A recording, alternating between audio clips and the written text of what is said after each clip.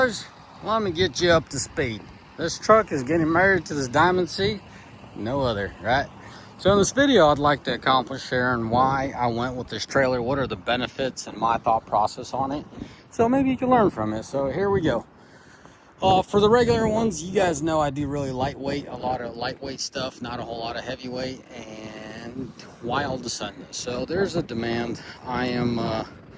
The industry is doing very poorly. So outside of my customer base, there's really not a whole lot to be had unless you want to go broke and haul freight for brokers right now. So what do? I go lean and mean. I go smaller, take care of my customers better, and go from there. But for me to take care of my customers, most of my customers need turn and burn, hot shot, the true definition of hot shot, not trucking, guys. It's nothing planned.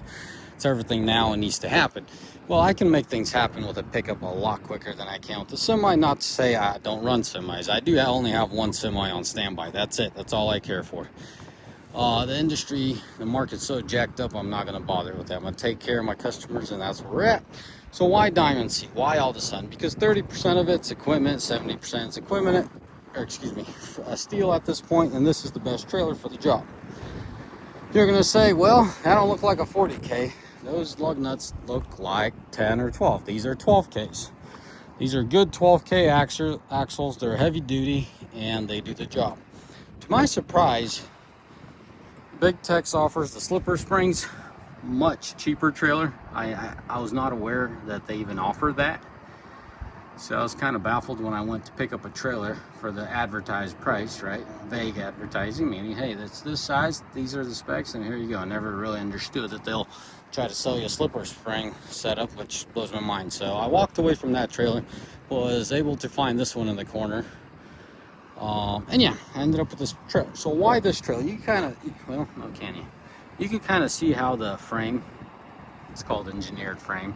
Everyone knows them for their engineered, smooth looking necks, but that's not really where the value is for me. The value for me is in that frame, right? To me, this is a 30K trailer, which we're going to talk about why I did not pick up a 40K. Initially, I was thinking 40K was the ultimate trailer for me, but after doing some basic research and what all, I came to a conclusion that not only am I much further ahead with 12Ks financially as far as up front, what am I getting on the backside? Now, we're not going to say that 12Ks are just as good as 16Ks. That's not what I'm trying to imply with this video. But for what you could use this truck and trailer setup, this is a better setup. And guys are guys. They're always going to try to find the limits. And I have a semi on standby. So if things get too heavy for this, I will call it quits and go with the semi. Where if I had the 40K trailer, you best bet I'm going to push it to 40K. And a 40K behind a pickup isn't just going to do the thing. We got mountain passes all around this. It's just not the smart decision. Now, if I didn't have a semi, there's a good chance I would have went with the 40K and pushed it. But my only semi that I have on standby is set up for equipment as well. Got the ramp, so it's rarely ever used nowadays. But that's how I was able to justify that on the used part. Kind of pumps the brakes on this trailer to a certain point, so I don't, juice my truck. But you guys know how any guy is. They like to push their equipment.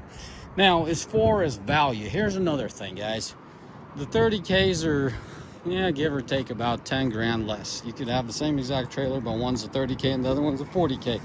Not only is it $10,000 less up front, it's much cheaper for me to maintain because this tire size is a lot more relevant and daily used versus this 17.5 wheels. Now, there's not to say there isn't value in them, but for a guy like myself that could push a pickup to a certain point and then pick it up with a semi from there on makes more logical sense. I like these shiny wheels and all, but that's not the whole value, right?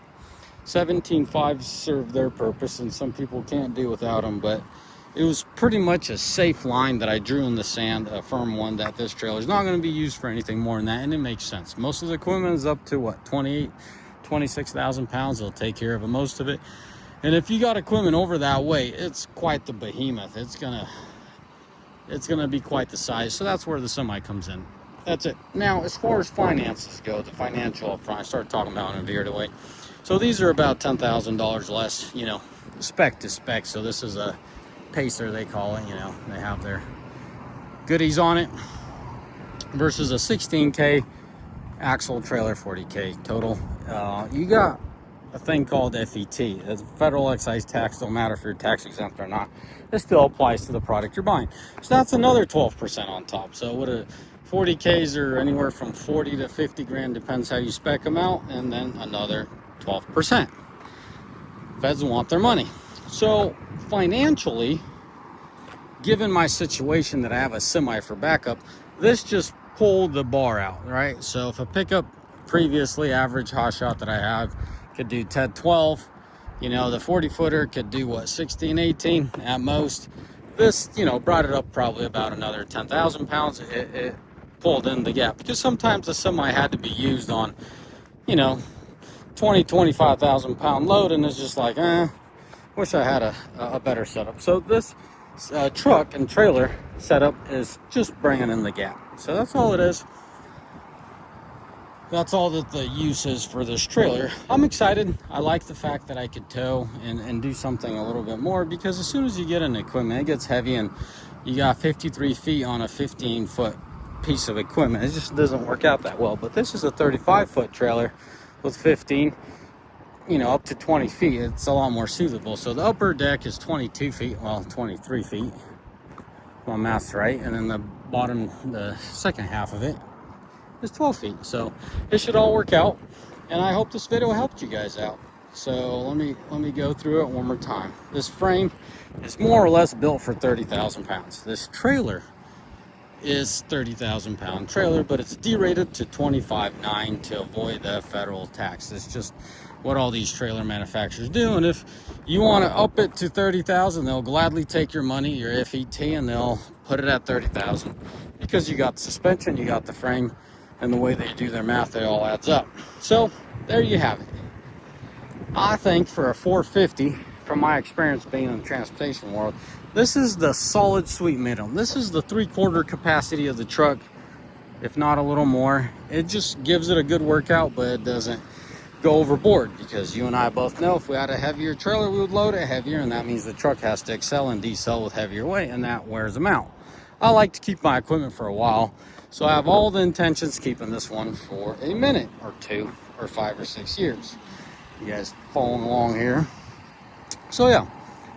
So in this video, pretty much brought you up to speed, so you now know what the 450 is going to tow, why I went with the trailer that I went, and stick along. I'll keep you along on the ride. I think we got a little local run coming up that I'll get to test this equipment and hopefully be able to make a solid video for you guys and see how it all worked out. Alrighty, fellas, as always, may the good Lord bless you, and may you all have a mighty fine day. Ciao. Bye.